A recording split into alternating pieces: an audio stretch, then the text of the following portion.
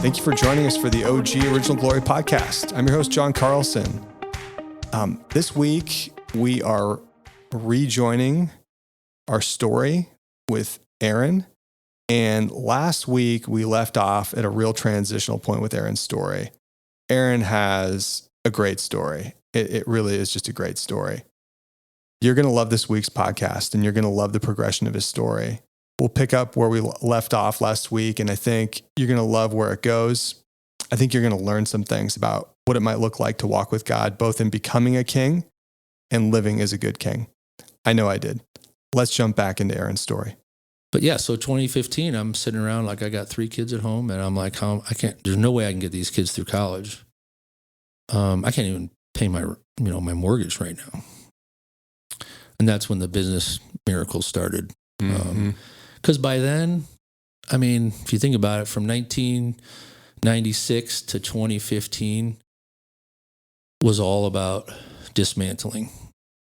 And a lot of times when people see business success, they think, oh man, how'd you do that? And it's like, well, you're signing up for something. If you want to do it with God, like it's going to be tough, but it's also going to be freaking amazing and stuff beyond your wildest dreams.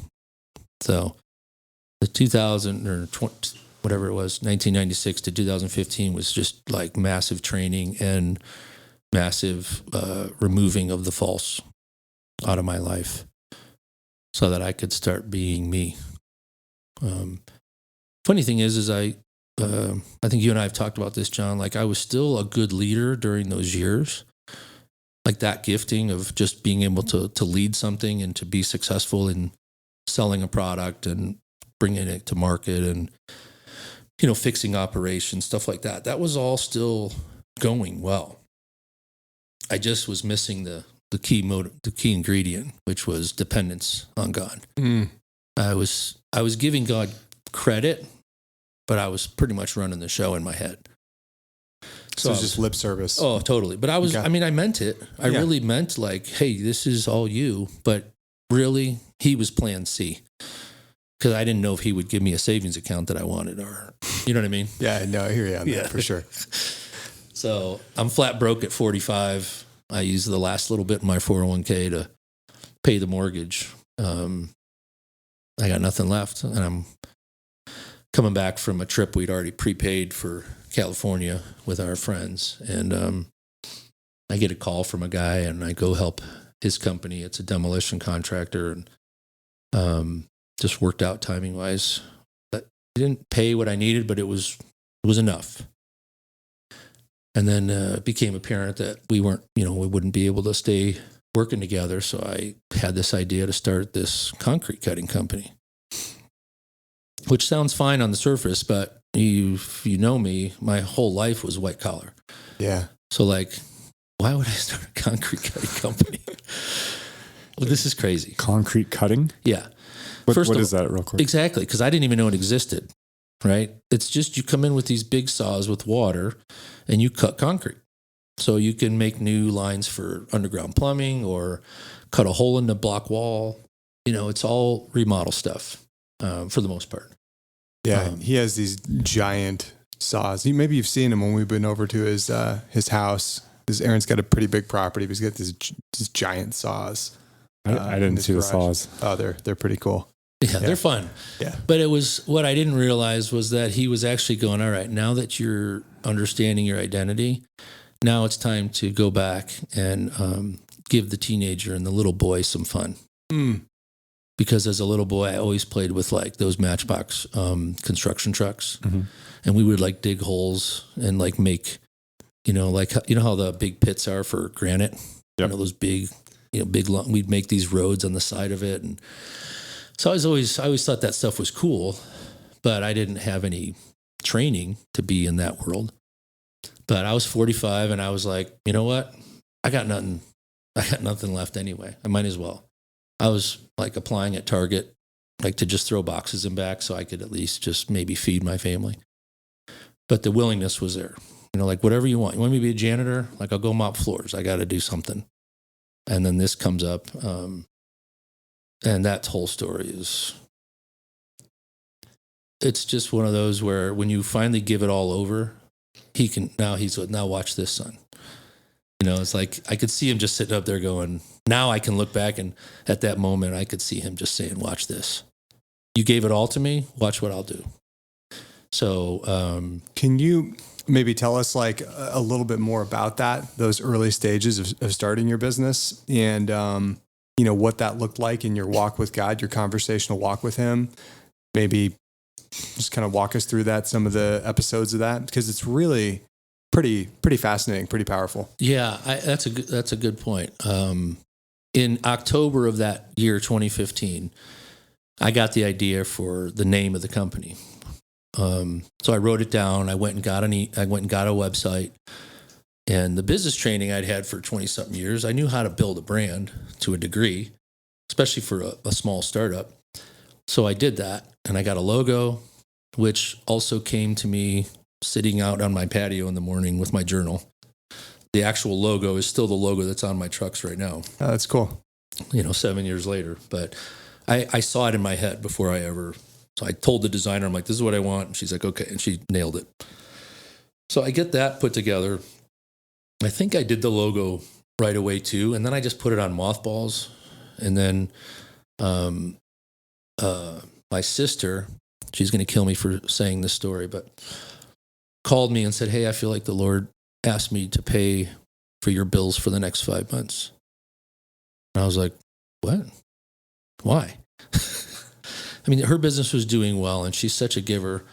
And she's like, well, I just know you, and you need time to figure out what you're supposed to do and not what you have to do. Wow. Just blew my head wide open. I was like, wait. That's crazy. That is crazy. So I tell that to Amy, and she's like, all right, great. Well, so I'm thinking, well, now I don't have to do this business thing, because I was kind of scared to do the concrete cutting because I don't know anything about it. But I had been exposed to it when I was working for that demolition contractor, just enough to go, that sounds interesting. I don't need to have like 100 employees and I can still make a decent living. That was appealing to me. So I basically started going. Got through Christmas that year, really lean, presents and all that, which was fine. It was actually probably better for my kids, better than I thought. They're actually extremely resilient. Kids are. They don't need as much as we think they do. Yeah, exactly. Yeah, that's true. And in January, I get this job opportunity, totally unrelated, and it's a perfect fit. I mean, talking about my HR history and all this stuff, it was perfect. So I'm thinking I'm going to get this job. I meet with the president. I actually do reverse interviews with all the people that are going to answer to me. I spend a whole day there. They're all loving me. The guy's like, yeah, you're the guy. And a week later, he calls me on a Friday at 4:30. Never a good time to get a phone call about a job. Yep. So, and he's like, yeah, we decided to go, within the industry. And I'm like, son of a. Right. So like, but by this point in our walk, so as it relates to talking to God, I had been spending so much time, because that's what AA taught me. If you want to stay sober, you need to have a conscious contact with God every day. Mm-hmm. That's your lifeline. And go to meetings and other stuff. But like that one stuck. I'm like, I need to connect with God every day. So I had been doing that. So the discipline from 2009 all the way to 20, like that was a set thing for me now. And then earlier than that, it was always like I would do what we call quiet time, because I was supposed to, like sit there, read the Bible, pray, and then start your day. There was no life in that for me. It was obligatory. I really wanted to do it well, but I just didn't know how. And so during my 40s, before the business started, I'm like learning how to spend time with God. Yeah. Like, how do I do this? I learned some things in recovery, obviously, journaling, talking to the little kid inside me, which was really freaky at first. I felt really stupid, felt like a sissy, or the other word that people might say. Yeah, sorry. What is a sissy? How you say sissy? Yeah, Aaron. We were joking about the word sissy in a funny story Aaron was sharing before we jumped on. So sorry for the inside joke. Laughter. Yeah, and it's just, yeah. Sorry about that. No, it's fantastic. I love it. would you say that the difference is with that is you viewed that conscious contact with God as being essential for survival? Yes. That was because that's what it was like for me. Yeah. 100%. Like, and it still is. Yeah. Right. Like, I mean, you and I and KD are very similar in that. It's like, I think we all are mutually aligned in the worldview that like we're screwed without Jesus. Right. Like we're really hosed. Right. That's it. That's all we got. If you pay attention, he's making it fairly obvious, but when life is working and you're not involving him, why would you change? Yeah. I mean, there's really no reason to. If somebody's life is rocking it on the outside, and then you're like, "Hey, you should, talk to Jesus," they're like, "Yeah, whatever, dude. Like, why? Totally. I'm fine. Yep, got this." So that's why I call all this a kindness, because he was like, "I love you, and I know you want to love me, and I'm going to show you how to do it the way that you were designed to do it." And so all those mornings, waking up, going, "All right, I just got to stay sober. So I'm going to read this. I'm going to." There's a couple pages in the big book that really helped me get started. Upon awakening, I asked God to direct my thinking. And then it started happening. Like I started to walk out my days that way where I would get little inspirations and, guidance throughout the day. And then, so when this came up, I was like, I think I know this voice, but it's telling me to do something really crazy this time.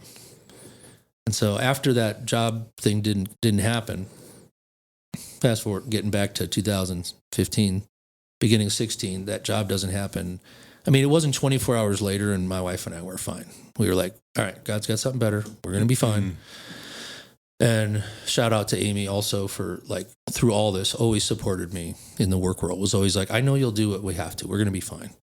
I mean, a lot of women, their highest need is security. We're one of them. And she never let on that she was afraid or that she was didn't think I would do what it took. So that gave me a lot of confidence in following God in my time with him, just going, what do you need? What do you want? What are you doing? And then I would tell her what it was. And she was like, okay, I can live with that, which is amazing.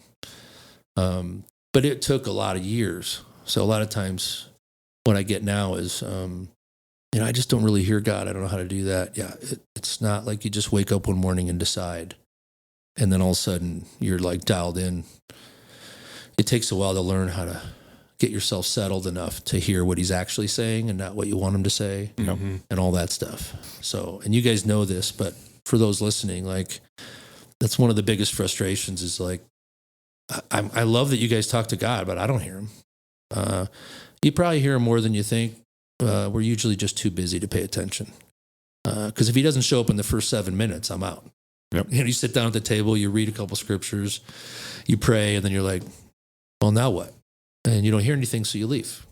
It's total normal reaction to a regular conversation, but that's not how the Father works. Yeah, that's gold, man. It is something to be cultivated over time. Yeah. And you just become more attuned to it over time and everything like that. But initially, you have to learn. Right. And you still blow it even after time. Yeah. It's there's times I think the Lord's doing this, and it's a week later, I'm like, yeah, that was not him. Sorry, babe, I totally blew it on that one. Or a friend comes to you and goes, I'm not getting that, man. I'm not getting the same thing. Really? Why not? I think you want this too bad. Yeah. Go back to the drawing board and ask Papa again and see what he says. Yeah.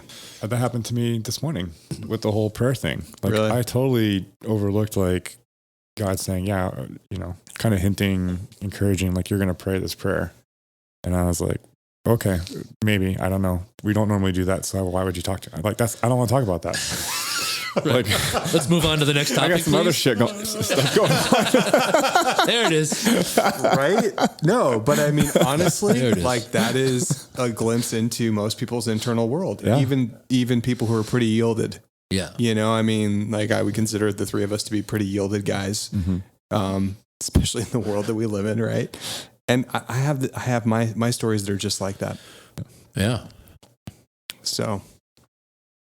Yeah. So, next was, I'm sitting at church, not wanting to be there really, but I'm sitting there and pastor comes out and he starts talking about something. it's completely unrelated to what I'm going through, but this heaviness just comes on my chest. And it's the Father, and he's like, hey, remember I told you, let's do that thing? And I just knew. And I'm like, fine. So I was like a little teenager for like a week. Fine. My credit's crap. How are we going to do this? My credit's at 640. How are you going to give me a loan? You don't just like find a saw cut, truck for, 20 grand, right? They're expensive. It's a very high capital intensive startup. So I had to get a loan, and I'm like, well, I don't know how I'm going to get a loan. I have no money, and my credit's at 640. So it was like I did the first thing, like looking up to heaven with a little sneer, like, fine, see if you can get past Wells Fargo. So I put in the application, and they're like, yeah, it usually takes about 3 weeks, and I'm like, all right, I'll wait. I mean, Wells Fargo's big. Let's see if you can move that mountain. Aaron, I'm God. I don't know if you know this, but I am the creator of heavens and earth. Part of the Red Sea, got Wells Fargo handled. Yeah, exactly. But it was like one of those So anyway, I put it in like with an attitude, like a total punk. And but I'm being obedient, right? I'm taking a step because I think that's what I heard. They're like, it'll take about 3 weeks. I'm like, fine, I'll start like looking into things. So I start researching concrete cutting online a little more intelligently. I actually get on and I take a course. It teaches you about the blades and how they work and yada yada. Now that I look back, it was probably completely unnecessary, but I needed to do something to get my foot in the water. Because you really learn how to cut concrete in the field. So, but anyway, I do all that. And while I'm waiting, and 3 days later, I'm thinking 3 weeks down the road, but 3 days later, Wells Fargo calls back, goes, yep, you're fine. You're approved. Go ahead and put in the application. Your credit was 720. And I was like, how? How? I go to my email. I'm like, do you hear this? At the end of that month, my credit report came back out, and it was 640 again. Oh my gosh. I mean, our looks here are like disbelief. Yeah. I wish we had a video for this, for some of this. It's like a blip on the radar. And it was like, I was like, see, I can even play the system. I'm like, all right. I'm like, fine. I'll put in the application to the SBA. I get on the phone with them, and they're like, 10% of the people get these loans. 90% don't. And you have no experience in cutting concrete, so I wouldn't get your hopes up. And I'm like, sounds perfect for my story. Let's go ahead and put it in up. So fortunately, the one good part of all this was I had done a lot of forecasting and budgeting and marketing stuff over the years. So that was not hard. I had already done some forecasting like the previous end of the so I just had to tweak some stuff, and I sent it in. And then the day before, they're like, oh, you need a marketing plan. And I thought I was all done with everything. So I spend the next day, like the whole day, writing one. I send in the info, and now I'm studying to get my license, to get a wrecking license, so I can actually do this work. So I'm putting some money out, to get started. And then the underwriter calls, and she says, well, everything looks good. The only challenge is that you don't have any experience cutting concrete. I'm like, yeah, great point. I don't. Never actually touched a saw. But it was one of those moments where a brilliant idea came into my head, and I know it wasn't me, but I just started talking. And it was whatever her name was. I think it was Lydia or Linda or something. I said, hey, Lydia, do you want to give $250,000 to a guy who knows how to run a saw, or to the guy who knows how to run the business, who knows how to pay a $20 an hour saw guy? Which one do you want to give that money to? There was silence for a couple of minutes, and I was like, I think that was really brilliant. Like, because you know how you ever say something, and you're like, that was actually kind of cool what I just said? Yep. It was not for me. Totally. Yeah. Well, she's like, okay, well, we'll look at it. Like literally a couple days later, I get a call. You've been approved. Your money will be in your account next Tuesday. And I'm like, seriously? You guys are giving me the money? So I'm like, all right, fine. So it's time to start buying equipment, right? So I get on it.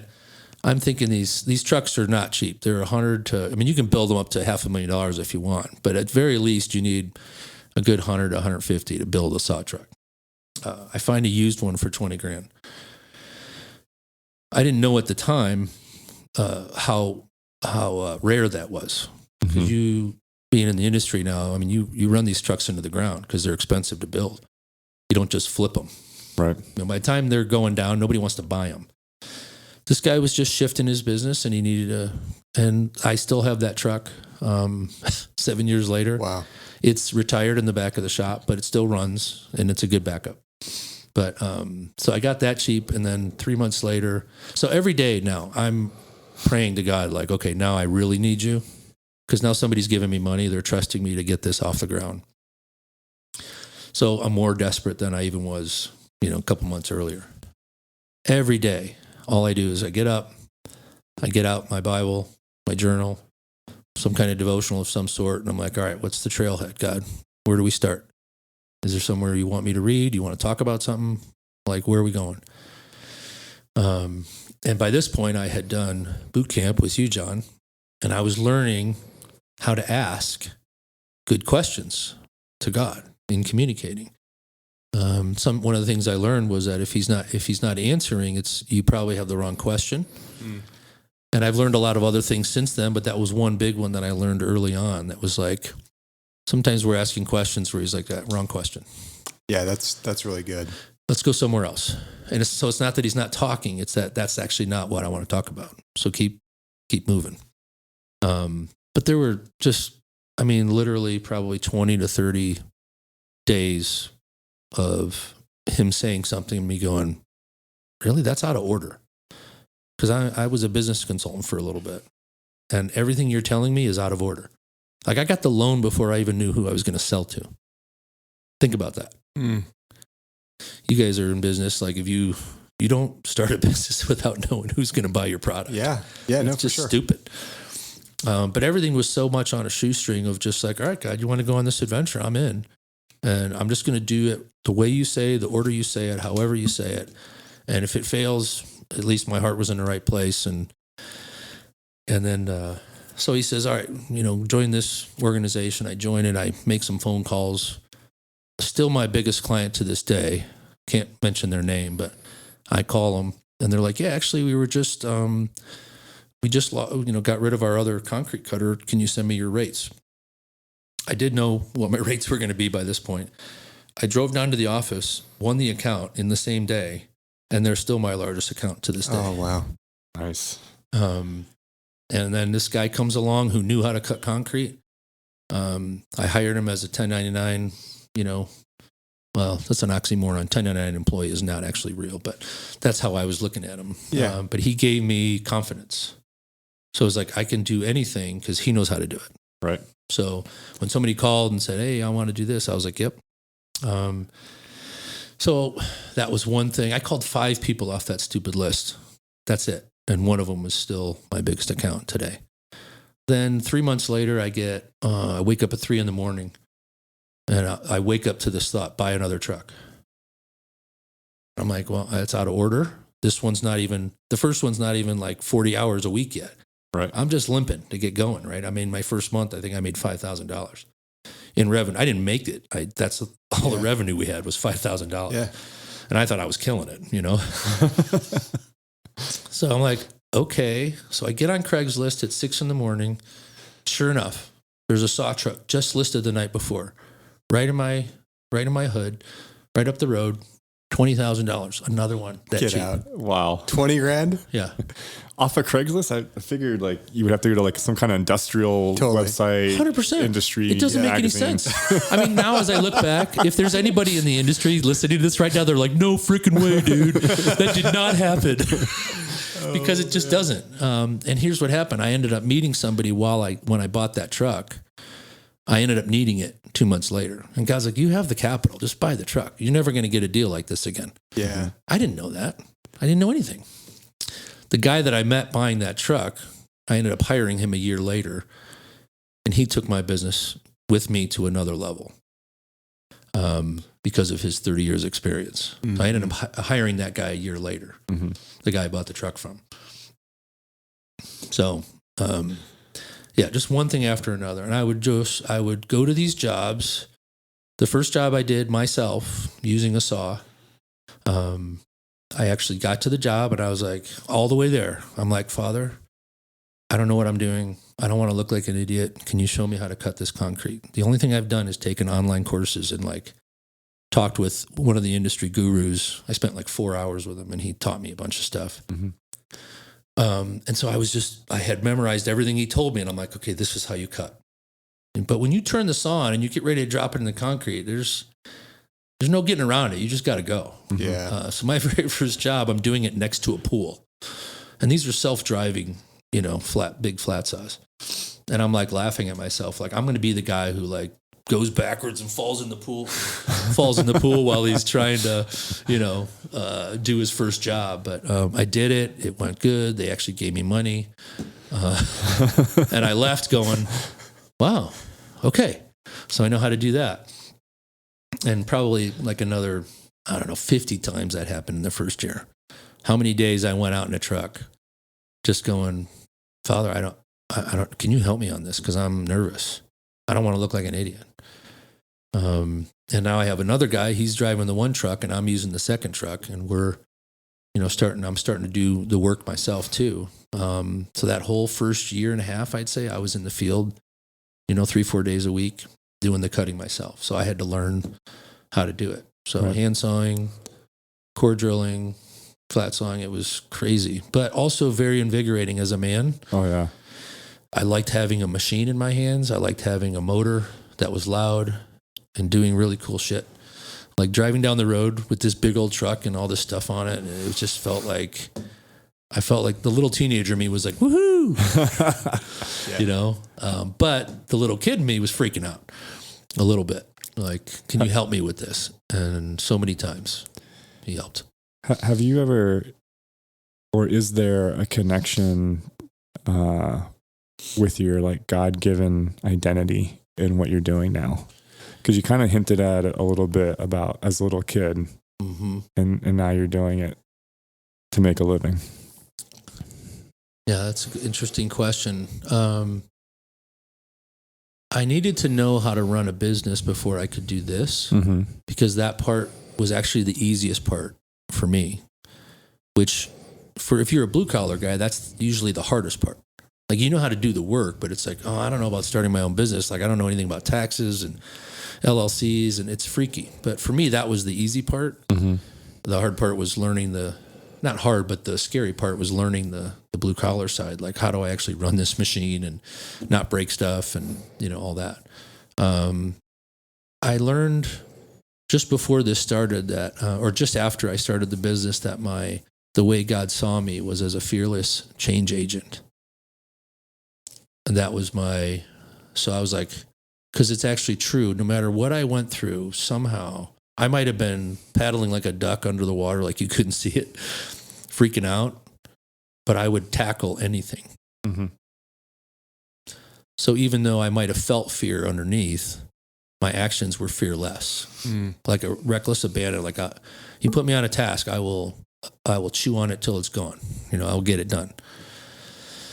And then everything I'd done in business was in some way a change agent, whether it was a startup or a turnaround or, bringing a new product to market or whatever. It was always in that vein. And so I would say that was part of how he made me.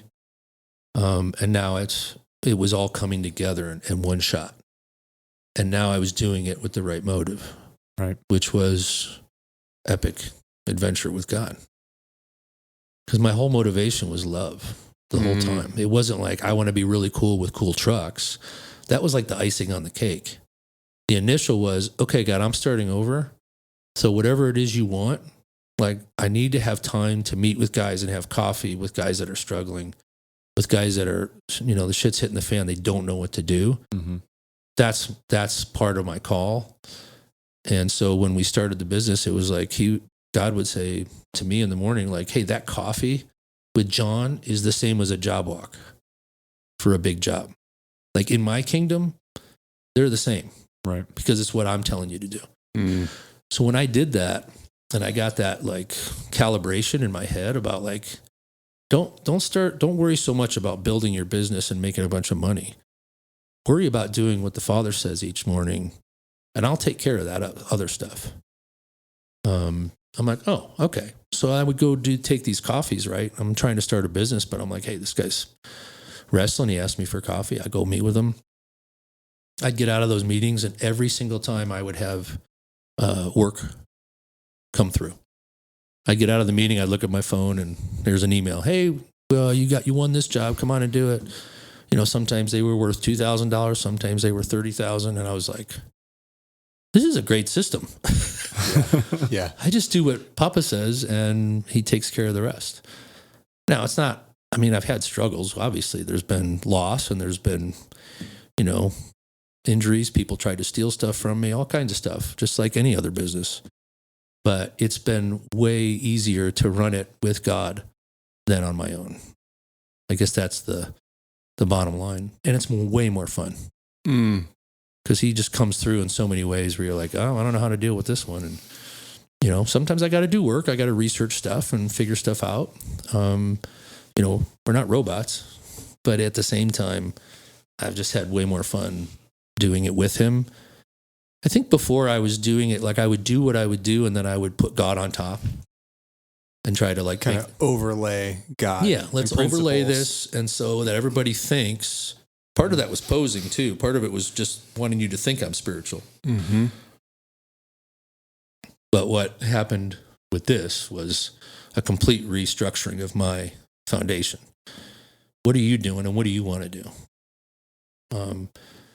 And then he's like, trust me, if you want to do it with me, like I got way more to add to this. I just wanted to make enough to make a living, feed my family. And it just blew up. Yeah. Year 2 and 3, it was like, we were already over $1 million. And I was like, I didn't even think this would happen in like 10 years. I just wanted to make enough to, you know what I mean? And so, it just took off. And I was like, well, this is fun. So I'm still spending time. I still do it to this day. If somebody needs to meet, I have regular, 3 or 4 times a week, I'll meet with somebody and just, sometimes it's a peer, an ally hanging out. Sometimes it's somebody who's wants to talk through stuff and they're struggling or whatever, but it's, I need it. But also it's actually part of the vein and my core values of the business is just like, the business is just how I make money. Mm-hmm. I love what I do, which is, I never thought I would say those words. I've never said those words until this. I love what I do, and I'm doing better than I ever have. And I don't even care about that. It's not even the point.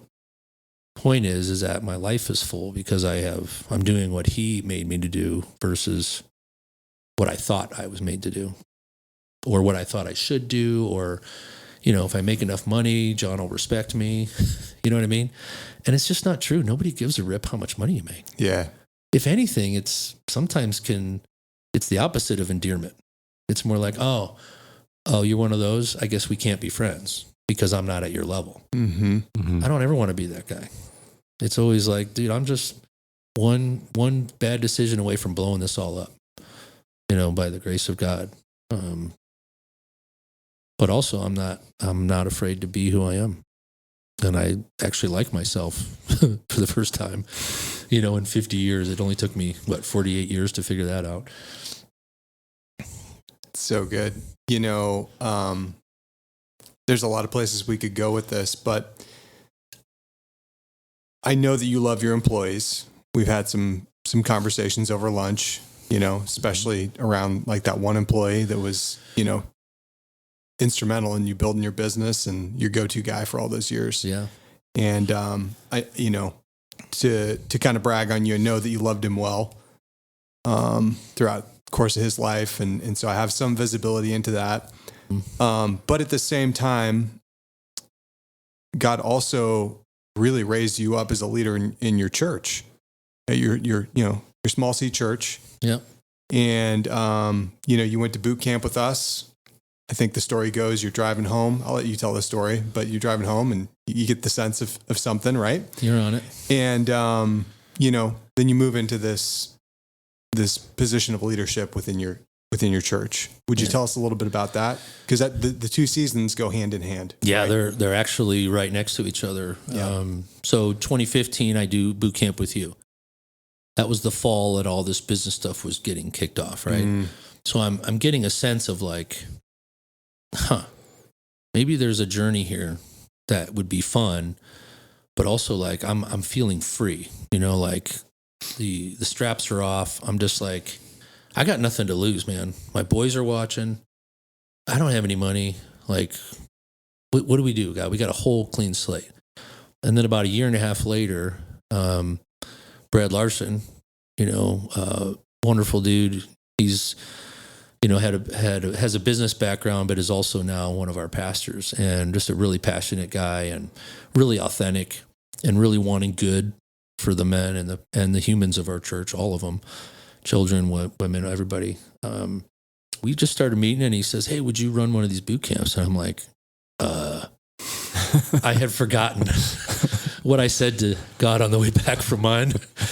He was like, "Hey, you're going to do this for other guys." And I was like, "Yes, I will." And a year and a half later, Brad says that, and I'm like, "Oh crap, I just got reminded. I did say I would do that." It's so good. But I wasn't looking for it. You know what I mean? I think that's where I see a lot of guys when they just want to be validated through service. And like, we get excited about something. We go, "Oh, I want to do that." And it's like, well, maybe it is the right thing, and time will tell. But sitting on the bench for a while was good for me. And then the coach came over and said, "Hey, I need you." So I went, "All right, I'll do it." And I was still smoking at the time, and I'm like, "Are you sure you want me to do this, Brad? Like, I'm going to be representing the church, in a very official capacity and right I'm smoking now." cigarettes. Yeah. And he was like, "Yeah, I don't care." And I was like, "Wait, what?"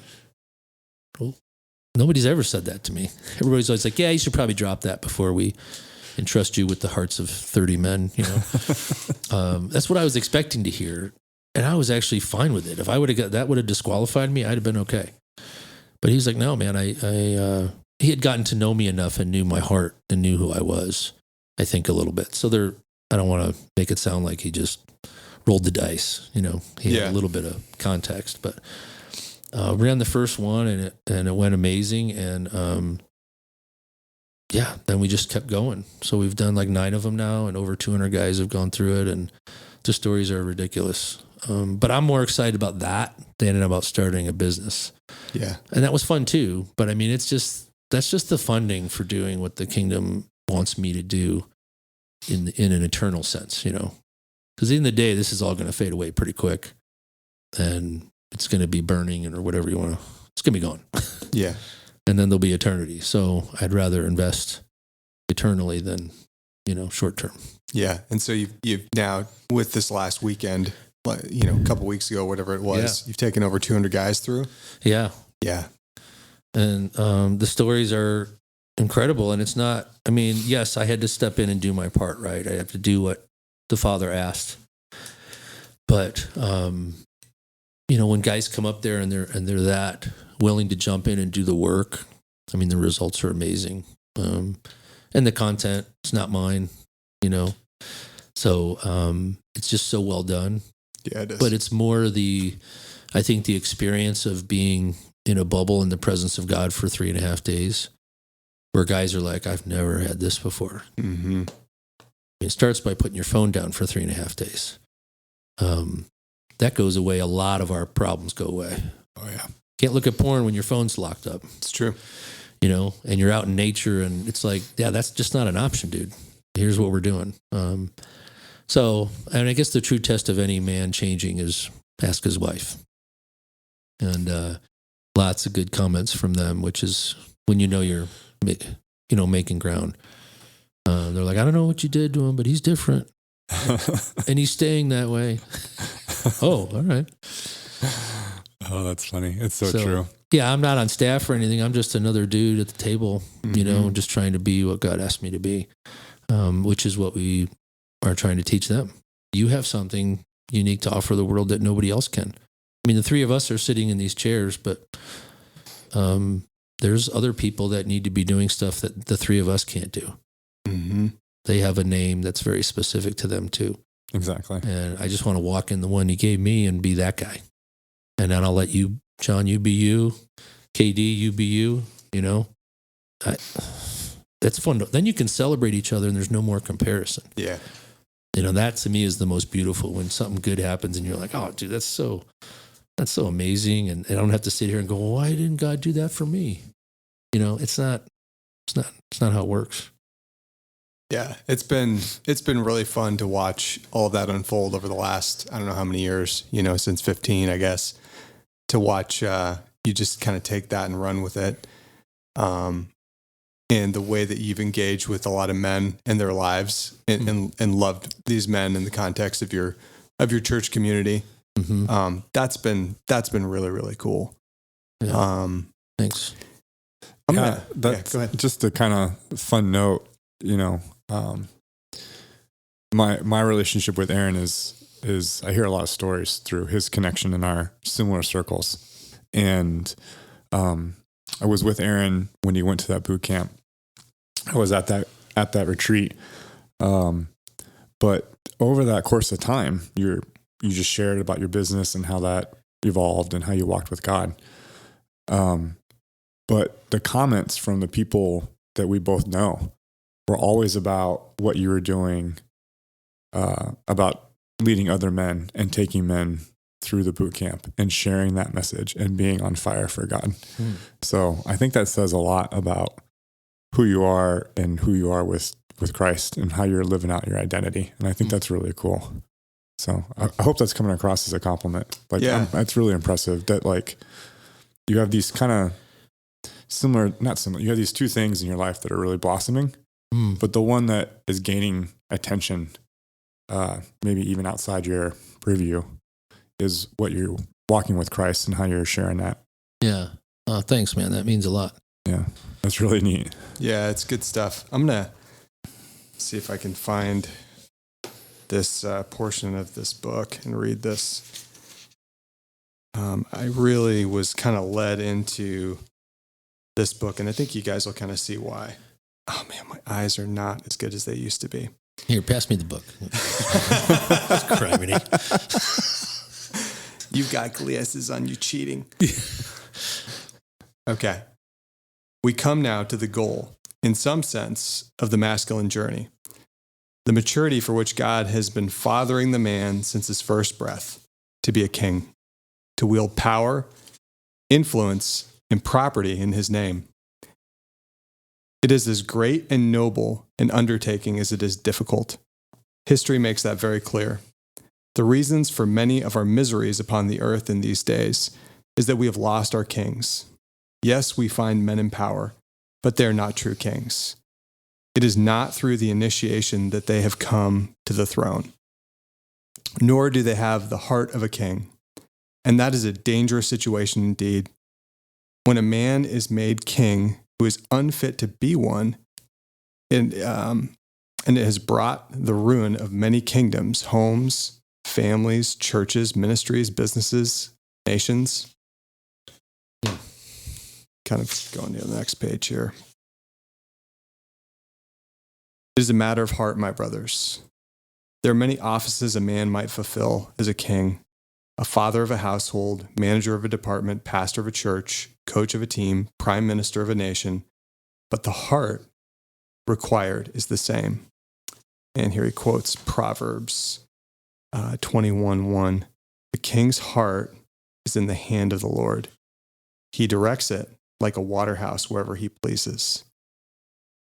What God is after in a man, what God is after is a man who is so yielded to him, so completely surrendered, that his heart is easily moved by the Spirit of God to the purposes of God. That kind of heart makes for a good king. And all that's from John Eldridge's book, The Way of the Wild Heart, which is a precursor to Fathered by God. It's just got some additional content. It's a great book. The reason I picked that up, and I'm going to risk a little bit here, okay? In listening to God before we did this today about some advanced words, trying to get some direction on where to go with this. The Father said to me, Aaron is in the king season. And he asked the question, how did he get there? And then the Father said, Aaron is a good king. I mean, like, I want to tear up in saying that. And it's just true. Like, you're a good king. And I hope that you can receive that from the Father. David asked me some really good questions about that because I shared with him that advanced word. And I guess what I would say is that you're answering the question, like, what is a king meant to look like, by the way that you're living your life in this season. And you're more in the mature, or you're in kind of like the prime or middle of your king season. You know, your boys are out of the house, so you're going to be moving into the sage season before you know it. Are you calling me old? No. I mean, I can take maybe. it. I've been called worse. So if it's just old, I'm good. You old bastard. Yeah. So, I was just going to say, you call me that, dude. These mics are going, and we're going to go to blows. Oh, it's so good. Hold me back, Dave. So, you know, but your boys are out of the house, right? Like, but you're running a business. You know, you're integral in this ministry, and you're loving people well. And to me, that's why I would say that you're a good king, right? I mean, it's not my words, the Father's word, but I agree. I happen to agree. The book, The Way of the Wild Heart, for those of you listening out there, what John Eldredge does in this book is he takes you through the stages of the masculine journey. And king and sage are kind of more towards the end of the journey, more of a destination. Beloved son is like the youngest category, and you're like a beloved son, like up until, I don't know, you're 6, 8 years old, something like that, maybe even a little bit older. Then you move into what's called the cowboy ranger stage, which is adventure. You know, you're fighting imaginary Sith lords with lightsabers and giving it a try, pirates and whatever else. Like, adventure is really key. And you're in that cowboy ranger stage up until like late adolescence, I think. Mm-hmm. I haven't gone back through the book recently, except to read that excerpt or some content around it. The warrior stage. You develop like the young warrior stage and like your young manhood along with the lover stage. And then all that development points to becoming a king, right? And like you have to go through like these phases of masculine initiation. And it's really fascinating to listen to the way that the Father initiated you. Maybe it's not like idyllic or sequential or anything like that, but, raising you up in a variety of areas of your gifting with regards to like ministry, worship, your business acumen, your relational skills, and then taking you into the adventure of this business, and then into the adventure of your calling in ministry, which seem to be like just woven together, really. Mm-hmm. I mean, to me it looks like one life, and I've had a lot of conversations with you over the years. Dallas Willard said something to the effect that God's primary work in the story of Scripture is looking for a man that he can entrust with power, with his power. And the story in Scripture is, men blowing it, right? Bring harm to those in their care. Over and over and over. Over and over again. And to your point earlier, like he's going to, use people regardless of their character defects. I mean, Samson's a great example. And thank God that he uses people without us getting it all together and cleaned up, because nothing would ever get done. Exactly. It just wouldn't. But that's kind of to frame it a little bit. What I see and what I'm hearing from God. Katie, I don't know if you have any thoughts or anything that jumps out at you, whether it's this or anything else in Aaron's story to this point. Yeah, can you read the excerpt out of the book again? Yeah, real quick. Which one? The first part where you started. The first part where you started. Okay.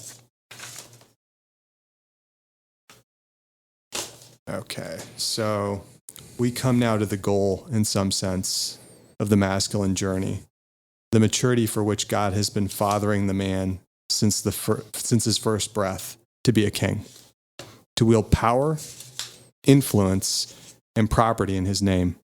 It is a great and noble undertaking. It is as great and noble an undertaking as it is difficult. History makes that very clear. Yeah. Yeah. I mean, I've read that book, but hearing you quote that after Aaron's story, I was like, holy cow. Right? Like, that's Aaron to the T. Yeah. I'm like blown away. Like you're living that story right now. Yeah, I also like, what he says later. I mean, I also thought that this was very emblematic of who Aaron is. When he says, "It is a matter of the heart, my brothers. There are many offices a man may fulfill as king." And you've fulfilled, a lot of offices and are fulfilling some right now as king. Father of a household, manager of a department, pastor of a church, coach of a team, prime minister of a nation. But the heart required is the same. The king's heart is in the hand of the Lord. He directs it like a water course wherever he pleases. What God is after is a man so yielded to him, so completely surrendered, that his heart is easily moved by the Spirit of God to the purposes of God. That kind of heart makes for a good king. Yeah. I mean, you just said that. Like, God tell you, go get a loan, go buy this truck. You're doing it out of order. It doesn't make sense. Right. And you're just like, I'm just going to wake up and, God says, go to lunch or go have coffee with this guy. Yeah. Right. Don't chase business, and that's fully yielded. That's so awesome. So, yeah. And on a human level, it's completely foolish. Yeah. Like, I would never tell somebody to do that. Right. Hey, just go have coffee. Yeah. Twinsies. Like in unison. Of course you wouldn't. Because God's like, I want this to be so clear that it ain't you. Yeah. Because you will take care of it. You won't want to, but you will. And so it's like, okay, because I could look really stupid. And that's the risk that most men, I find, aren't willing to take. And I wasn't willing to take for years. I just don't want to look stupid.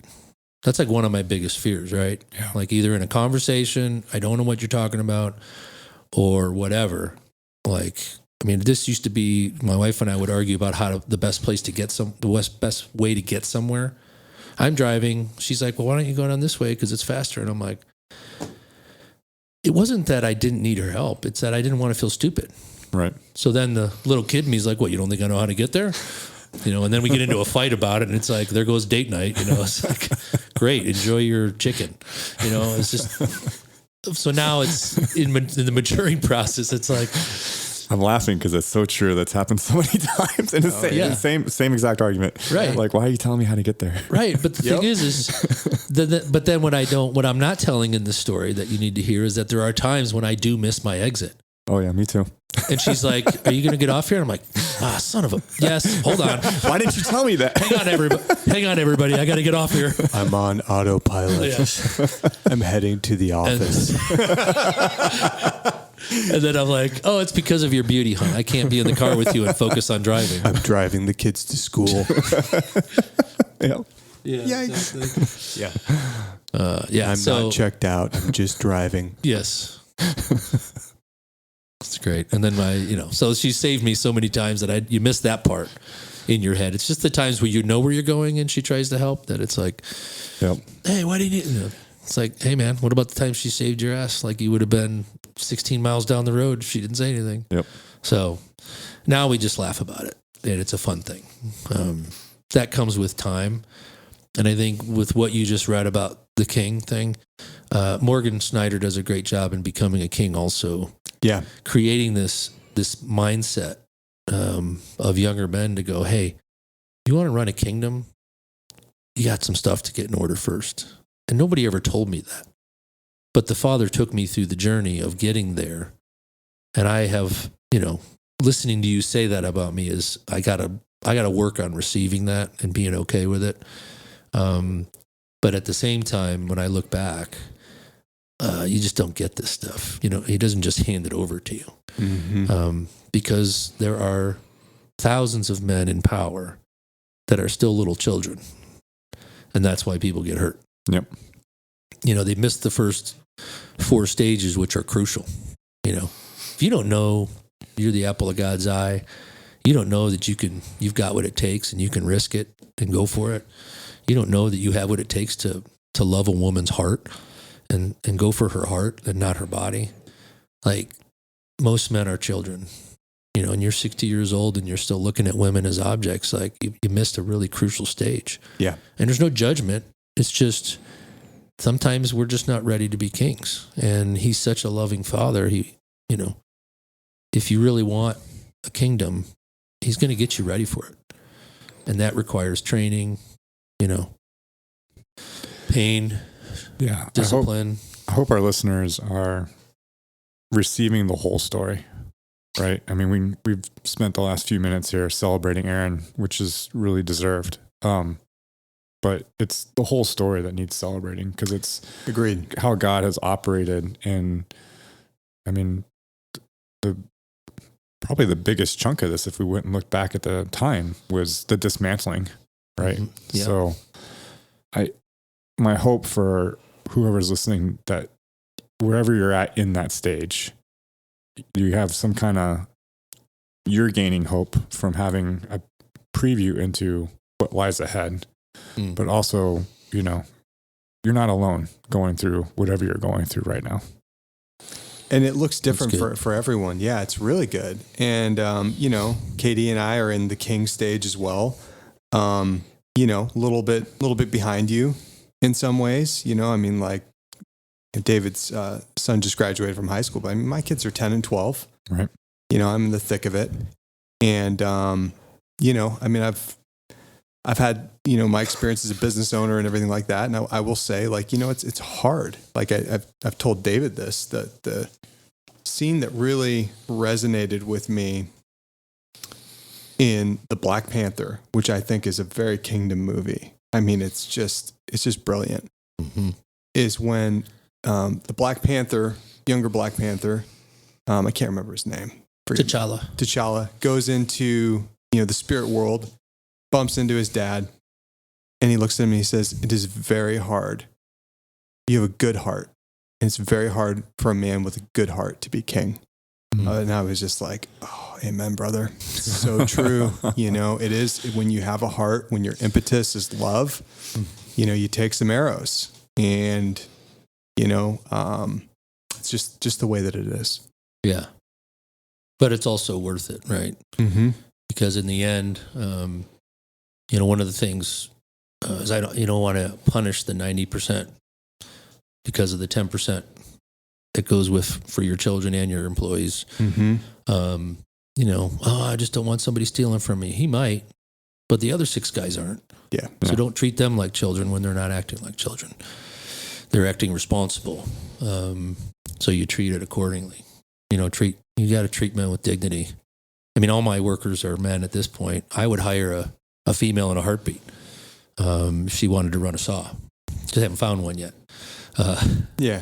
But I mean, we all need to be treated with dignity. I don't care if you're mopping the floor, or in our case, we have laborers that come help. It's like, you deserve my respect and dignity, no matter what.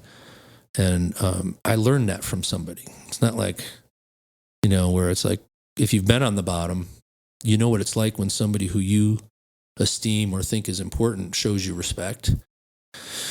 What it does to your soul. Yeah. It fills a man. And so I was like, I'm going to do that for everybody that works for me. I have to, because that's what the Father would do. That's like I can't represent him and say that God helped me build this business and then treat people like crap.